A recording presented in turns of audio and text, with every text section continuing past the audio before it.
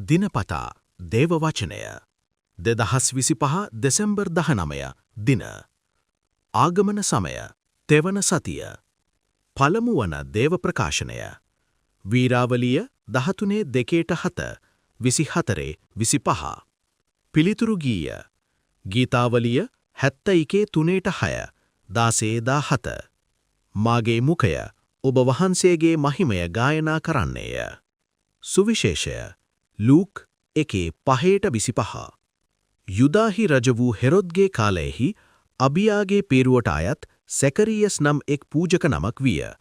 ඔහුට ආරෝන්ගේ පෙළපතෙන් බිරිඳක් වූවාය. ඇගේ නම එලිසබෙත්ය. මේ යුවල සමිදානන් වහන්සේගේ සියලු ආඥා හා නියෝග නිවැරදිව පිළිපදිමින් දෙවියන් වහන්සේ අභිමුවෙහි දැහැමින් විසූහ. එලිසබෙත් වඳවා සිටි බැවින් ඔවුන්ට දරු සම්පතක් නොවීය. ඇරත් ඒ දෙපොළ වයස්ගතවා සිටියහ.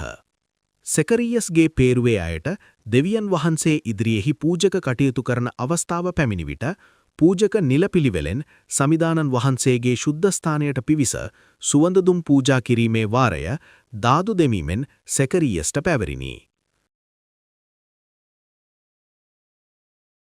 සෙකරියස් එනතෙක් බලා සිටි සමූහයා ඔහු ශුද්ධස්ථානයෙහි පමාවීම ගැන මවිත වූහ. ඔහු පිට වී යා කල ඔවුන් සමග කතා කිරීමට අපොහොස වූහ. ඔහු පූජාස්ථානයෙහි යම්කිසි දර්ශනයක් දක්නට ඇතැයි ඔහු තේරුම් ගත්හ. ඔහුද අතින් සංඥා කරමින් ගොළුගෙහි සිටියහ. සේවා කාලය නිම වූ පසු ඔහු සිය නිවසට ගිය.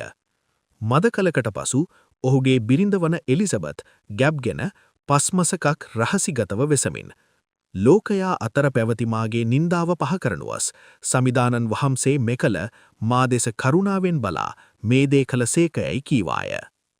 මෙනෙහි කිරීම දෙවියන් වහන්සේ කිසිදාක තම දරුවන්ගේ නින්දාව සදාකාලික වීමට ඉඩ නොදෙන්නේ.